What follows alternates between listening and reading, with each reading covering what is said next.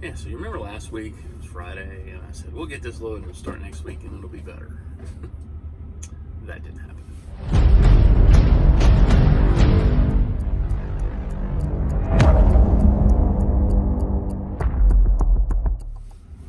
Sorry guys, no glasses. Just glare was ridiculous and I just looked stupid. So it's me without glasses. I can hardly see the camera. So kind of a boring update, but I've been putting them out weekly, so I figure I'll throw another video and let y'all know what's going on. Might stir up some questions or whatever. So as I stated, I ended up getting out of Houston at 4 o'clock on a Friday after getting there at 10:30 for my 11 o'clock appointment for my non-tarp load. Cluster would pretty good word to justify how that happened. But it is what it is, man. Yeah, I said about that last week. It is what it is, and guess what? I had the hours and I got home. I parked up in Terrell, Texas. Big old TA there. Always has parking. I love that place. I got there at 8 o'clock at night. Still had parking. It's about an hour and a half from the house, but I wanted to be parked up, for Monday. Get those park up points because I was delivering 6 miles from the TA. And so I noticed when I pulled off Friday to park, I hit my brakes and my air gauge moved more than it did, but I parked and looked around and my air pumped everything up and my gauge didn't move and everything looked good. So I should have took off, went home and didn't think nothing of it. And I got home, back to the truck Monday morning, parked up, baby. Gonna go deliver that load of 2x4 by 16s. Had 10 bundles of those. It was a pretty heavy load, but anyway, and I go there and I do my pre-trip, no weird noises, no nothing, everything's pumped up, everything's fine. And I put my foot on the brake to shift into gear, and I lost just air pressure just going down. What in the wide world of sports is going on around here? If you got that reference, you're old. And so I said, man, that doesn't seem right. And I couldn't even shift into drive because I didn't have any air pressure. And I was like, I had air pressure on Friday. And so I turned the truck off and I put my foot on the brake, and I could hear it. Is how bad the air leak was. I was like, what in the world? So I had a guy come over and he pushed down. It was up under my tandems, and so didn't get those park up points. So put in the breakdown. I was at a TA within 10 minutes. I had, hey, we got your PO. Go to TA. They'll fix it up for you. So waited 2 hours. They told me it was going to be 4, so I was very thankful. It was only 2 hours. Pulled me in, $15 part. $15 part. The bulkhead fitting had come off. I mean, it had broken off. I ran over something or what happened there. Air pressure just got weak, whatever. And so 9:15, I was ready to roll. I rolled 6 miles, unstrapped. They immediately unloaded me. 10:15, I was done, ready for my next load. So I went about a mile down the road, and I sat, and I sat, and I sat. And at 4:30, I got a load. That loaded Tuesday in Central Arkansas. So go ahead and bounce up there. And it was middle of nowhere, Central Arkansas. And so found a good little pilot there, just north of the border, and pulled in. And it filled up pretty quick. Like I said, I didn't get that load till late. By the time I got load planned and got everything, so it's about 7 o'clock when I got there. So I'll roll out 5 o'clock. So I parked, and there's not really anywhere to park. So I parked right by the entrance. I've learned some creative parking. You got to do what you got to do. Unfortunately, so did everybody else. So I woke up at 4:30 in the American pre-trip, and there were like no trucks, and I was surrounded by trucks. I mean, parking out here is no joke, man. And that's the joys of getting in a parking spot.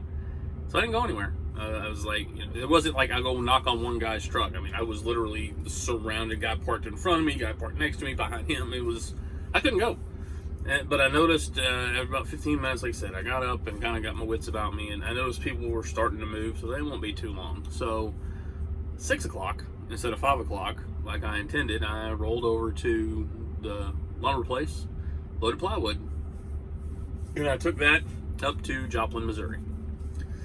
Customer says they had parking, but I look on Google Earth. I do that a lot. On Google Earth, I didn't really see anywhere to park, and there was a pilot 4 miles away from where I was going. So I parked at the pilot, and I parked at the pilot, got my shower, got a good night's sleep, rolled over there. 7 o'clock is when they opened. I got there, I think, 7:15, just being safe and getting there because it snowed.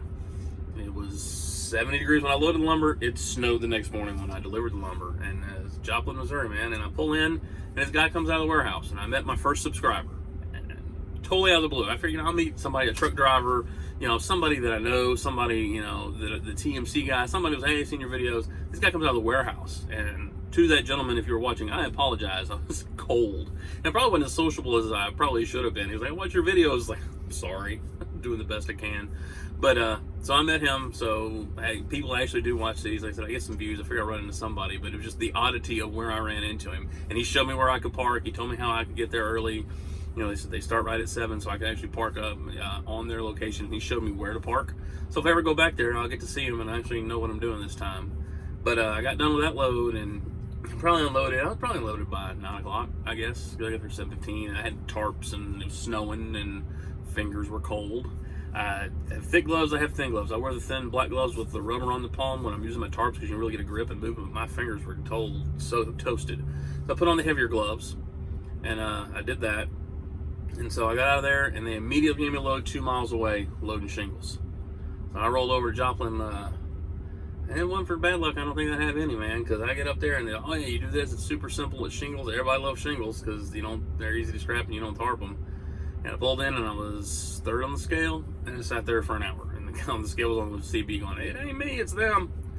And so I don't know what their deal was, but finally got through that, and I was the 6th truck in line to load over on the side lot, and they were loading shingles all over this massive shingle place.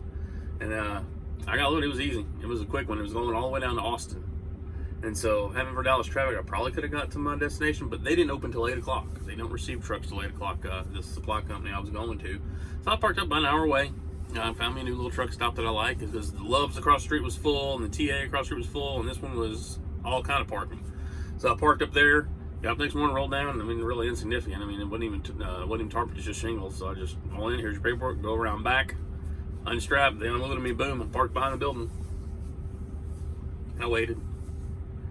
And I waited. And I waited. And I said, well, at 9 o'clock when I'm done, if you ain't got a load by noon, we're talking Thursday now, it's real hard to go somewhere to get loaded, to get unloaded, to get another load on Friday. And so 11:30, I texted messaged my fleet manager, hey man, you working on something, or do I got time to get the truck washed? So we had a truck wash right around the corner. He said, within 30 seconds, go get the truck washed. So I knew what that meant. So I was like, well, crap. So went and got the truck washed, 12:30. Well, there's a pilot 1 mile away, so I went to the pilot at 2 o'clock. Nothing. So I was like, I'm gonna go get a shower, get something to eat. So I got a shower, got something to eat, got back in the truck. And sure enough, I got a load right around 3:45 on Thursday to pick up today, Friday, to deliver Monday. So again, that's the second week in a row I've only had 3 loads, and it's hard. I'm not gonna lie, this is not hard, but it's the season. It is the season, so you just do what you gotta do. But the cool thing was there's always a positive in life. It's all how you look at it, it's perspective. The load I picked up was in Midlothian. Well, I used to live in Midlothian, and I have family that still does, and just so happens they were going to see a movie.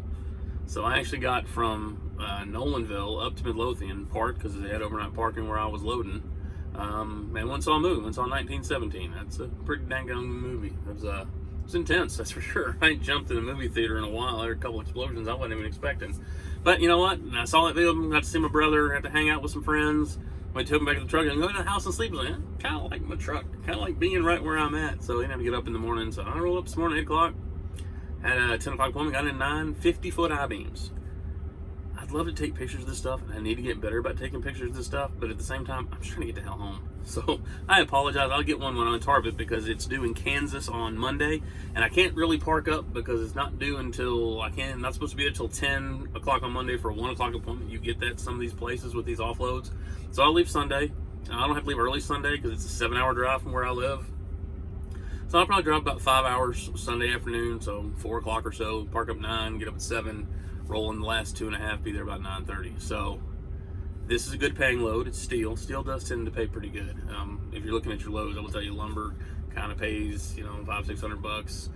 This is going 500 miles, paying over $1,100. So the steel are the good paying loads. So we'll start next week on a good note. So hey guys, I appreciate you watching the videos. I'm sorry if this one was kind of boring. If you tune it out, it ain't no big deal, I understand. But some people have asked questions. I've responded to phone calls, texts, emails, Instagram questions. Everybody's got questions, so I'm learning. So every week is one more week down in the books. Something I've done done over 11,500 miles since I started on my own about a month and a week ago. So miles are starting to pick up. Like I said, I'm going up to Kansas. I think that'll be good on Monday to kind of get out of Texas and get a fresh start. I don't know if it'll be snow again. You know, it's been 70 snow, 70, it's 71 degrees right now. So, but I'm going to enjoy a weekend with the family. Get out on the road on Monday or Sunday, heading up to Kansas. So, y'all be good. I appreciate you watching. God bless, and let's get rolling.